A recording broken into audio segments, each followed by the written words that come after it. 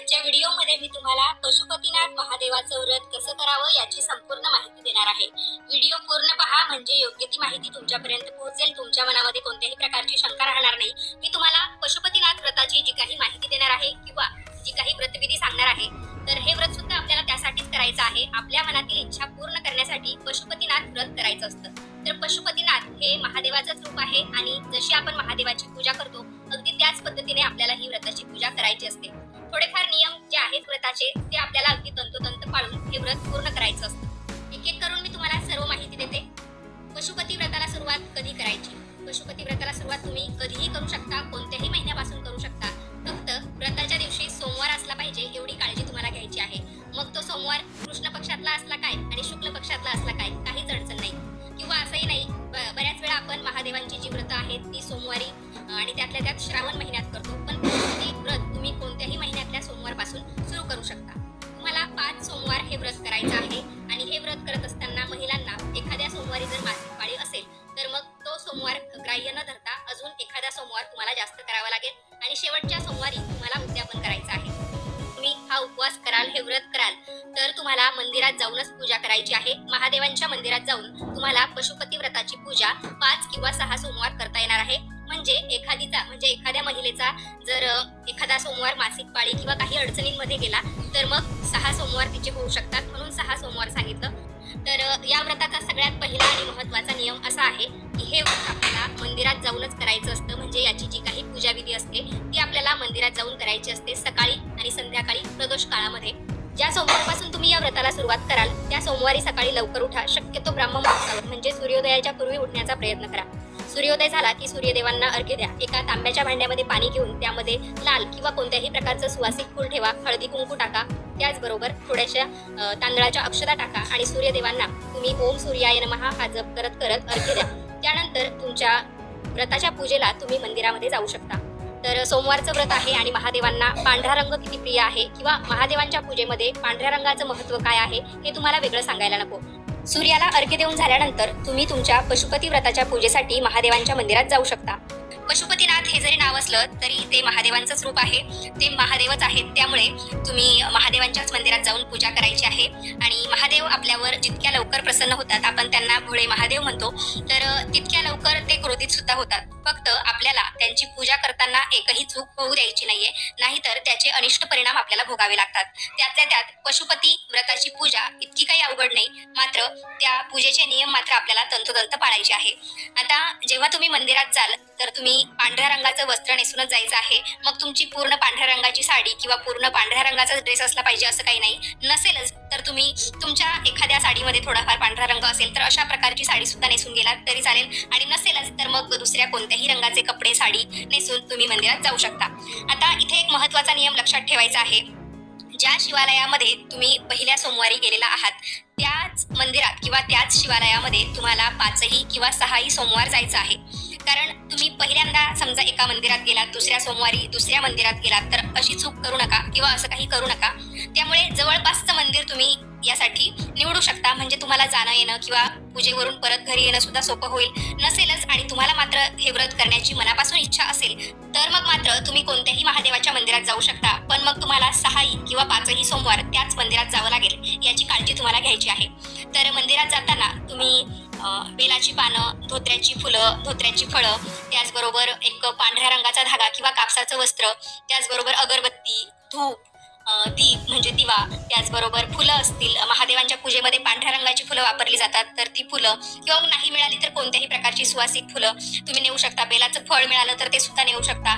गंगाजल म्हणजे गंगेचं पाणी किंवा एखाद्या पवित्र तीर्थाचं पाणी तुम्ही शिवलिंगावर अर्पण करण्यासाठी नेऊ शकता। पंचामृत म्हणजे ज्यामध्ये दही, दूध, तूप, साखर आणि मध या 5 गोष्टी असतात, तर पंचामृत तुम्ही घरी बनवून मग मंदिरात नेऊ शकता, किंवा मग फक्त गाईचं दूध नेलं तरी सुद्धा चालेल। कच्चं दूध तुम्हाला न्यायचं आहे, गरम दूध किंवा कोमट दूध तुम्हाला यासाठी न्यायचं नाहीये। फक्त न्यायचं असेल तर तुम्ही भस्म घरातून तुम्ही रेडीमेड भस्म घेऊ शकता किंवा मग चंदन पावडर सुद्धा तुम्हाला नेता येईल. बाकी साहित्य तुम्ही पूजा करता करता बघालच की अजून काय काय लागणार आहे. तर जेव्हा तुम्ही महादेवांच्या मंदिरात जाल तिथे गर्दी असेल तर थोडा वेळ थांबा, तुमच्या पूजेला थोडाफार वेळ सुद्धा लागू शकतो. आणि जेव्हा तुम्ही पूजेला बसाल तेव्हा तिथे काहीतरी आसन घेऊन बसा. तुम्ही घरूनच घेऊन गेलात तर चांगलं होईल. आणि जेव्हा तुम्ही कोणत्याही शिवलिंगाच्या ठिकाणी जातात पूजा करायला किंवा महादेवांच्या मंदिरात जातात आणि तिथे शिवलिंग असतंच तर शक्यतो घरून पाणी नेण्याचा प्रयत्न करा, तिथूनच पाणी घेऊ नका. आता आसन टाकून बसल्यानंतर सगळ्यात पहिल्यांदा आपल्याला भगवान महादेवांच्या शिवलिंगावर पाण्याने अभिषेक करायचा आहे. त्यानंतर पंचामृताने अभिषेक करायचा आहे, परत पाण्याने अभिषेक करायचा आहे.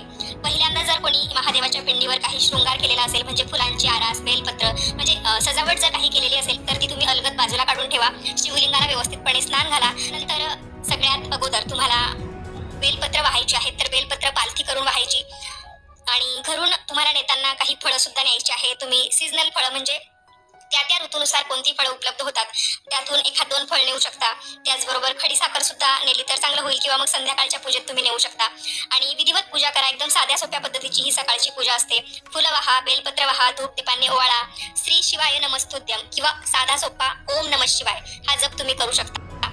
म्हणजे या व्रताची पूजा करताना तुम्ही एकतर श्री शिवाय नमस्तुभ्यम किंवा ओम नमः शिवाय या दोन्हीपैकी कोणत्याही एका मंत्राचा जप केला तरी सुद्धा चालेल. तिथे तुम्ही दिवा लावायचा आहे, अगरबत्ती लावायची आहे, तुमची जी काही इच्छा आहे ती सांगायची आहे आणि त्यानंतर तुम्ही घरी येऊ शकता.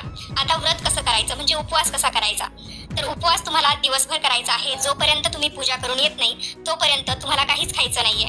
तुम्ही या व्रतामध्ये फलाहारच करायचा आहे म्हणजे फळच खायची आहेत. बाकी तुम्हाला उपवासाचे कोणतेही पदार्थ या व्रतामध्ये खाता येणार नाही आणि बाकी तुम्हाला काहीच खाता येणार नाही.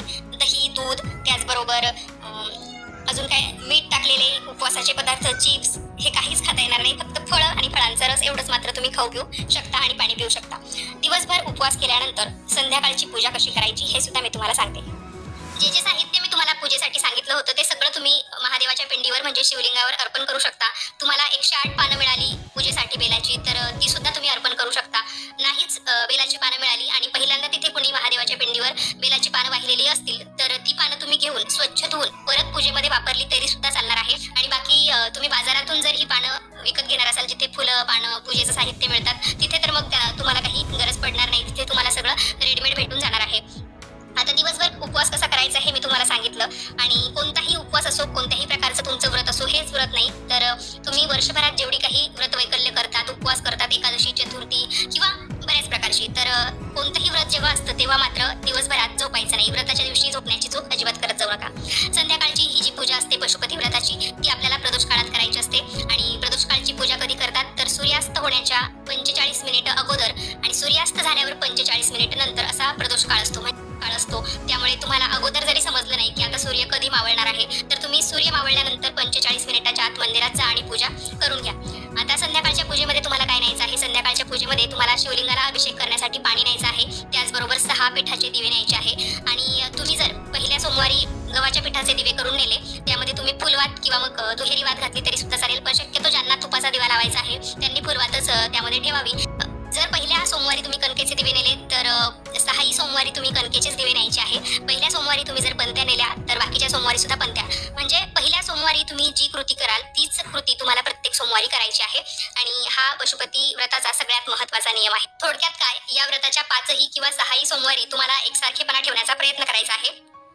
आता तुम्ही मंदिरात गेल्यानंतर म्हणजे संध्याकाळच्या पूजेसाठी जेव्हा तुम्ही मंदिरात जाल तर सगळ्यात पहिल्यांदा शिवलिंगाला अभिषेक करायचा आहे आणि नमस्कार करायचा आहे. घरून तुम्ही एखादा नैवेद्य घेऊन जाऊ शकता, जसं की शिरा असेल किंवा गोड पदार्थ असेल. शक्यतो सोमवारच्या व्रतांमध्ये गोड पदार्थाला खूप महत्त्व असतं, ज्यामध्ये मीठ वगैरे काही नाही असं. तर गोड पदार्थ तुम्ही नैवेद्य म्हणून घेऊन जाऊ शकता. त्यानंतर काय करायचं, तुम्ही तिथे सकाळी जशी पूजा केली तशीच संध्याकाळी करू शकता. म्हणजे अभिषेक करणं, त्याचबरोबर नमस्कार करणं, श्री शिवाय नमस्तुभ्यम या मंत्राचा जप करणं किंवा ओम नमः शिवायचा जप करणं, तुमची इच्छा काय आहे हे सांगणं. हे सगळं करून झालं की तिथे तुम्हाला हे 6 दिव्यांपैकी 5 दिवे प्रज्वलित करायचे आहे. एक दिवा तुम्हाला प्रज्वलित करायचा नाहीये, तो तुम्हाला घरी आणायचा आहे. आणि जो काही नैवेद्य तुम्ही तिथे अर्पण करतात तर त्या नैवेद्यामधला एक भाग तुम्हाला घरी आणायचा आहे. घरी आल्यानंतर घरात प्रवेश करण्यापूर्वी तुमच्या घराचा जो काही मुख्य दरवाजा आहे तर त्या दरवाजावर तुम्हाला राहिलेला तो एक दिवा प्रज्वलित करायचा आहे. आणि दिशा वगैरे काही नाही, फक्त मुख्य दरवाजाच्या उजव्या साईडला तुम्हाला हा दिवा लावायचा आहे. आणि जो काही नैवेद्य तुम्ही घरी आणलेला होता, नैवेद्याचा एक भाग तो तुम्हाला बाहेरच्या कोणत्याही व्यक्तीला घरी पाहुणे वगैरे आलेले असतील तर त्यांना सुद्धा नाही, पणच हा प्रसाद खायचा आहे. म्हणजे उपवास सोडू शकता आणि रात्रीच्या जेवणामध्ये तुम्ही वरण भात भाजी पोळी तुम्हाला जे खायचं असेल ते खाऊ शकता मांसाहारा व्यतिरिक्त. आणि संध्याकाळी तुम्ही अशा पद्धतीने हा उपवास सोडू शकता आणि पुढच्या 5ही सोमवारी मग तुम्ही अशाच पद्धतीने व्रत करा. शेवटच्या सोमवारी तुम्हाला उद्यापन करायचं आहे. मासिक पाळीमुळे जर तुमचा एखादा सोमवार गेलेला असेल तर मग तुम्ही 6व्या सोमवारी याचं उद्यापन करू शकता. असं काही झालेलं नसेल तर तुम्ही 5व्या सोमवारीच हे उद्यापन करू शकता. उद्यापन काही अवघड नाही. सेम तुम्ही 5 सोमवारी किंवा इतर 4 सोमवारी जशी पूजा केली तशीच पूजा तुम्हाला करायची आहे. फक्त 5व्या सोमवारी जाताना घरून एक नारळ आणि काही दक्षिणा तुम्ही घेऊन जा किंवा मग 108 काहीतरी खाद्यपदार्थ तुम्ही नेऊ शकता आणि ते तुम्हाला शिवलिंगावर अर्पण करायचे आहे. किंवा 108 आणि नारळ आणि दक्षिणा जेव्हा तुम्ही न्याल तर तुम्ही ती एकतर शिवलिंगावर तिथे अर्पण करा. नारळ फोडायचा नाहीये किंवा वाढवायचा नाहीये, तो तसाच अर्पण करून द्यायचा दक्षिणेसह. किंवा मग दक्षिणा ठेवण्यासाठी दानपेटी असेल तर तिथे दान करा. किंवा मग एखाद्या गरजू व्यक्तीला तुम्ही तो आहे तसा नारळ आणि दक्षिणा देऊ शकता, त्याला त्याचा उपयोग होऊ शकतो. अशा पद्धतीने एकदम साधं सोपं याचं उद्यापन असतं आणि अशा पद्धतीने तुमचं पशुपती व्रत पूर्ण होऊ शकतं. पशुपती व्रत पूर्ण होण्याच्या आतच तुमची इच्छा पूर्ण होऊ शकते. इतकं प्रभावी हे व्रत आहे. त्यामुळे ज्यांना आपल्या मनातल्या इच्छा आकांक्षा पूर्ण व्हाव्यात असं वाटत असेल तर त्यांनी हे इच्छापूर्ती करून देणारं पशुपतीनाथ व्रत नक्की करा. कोणत्याही सोमवारपासून तुम्हाला या व्रताची सुरुवात करता येईल.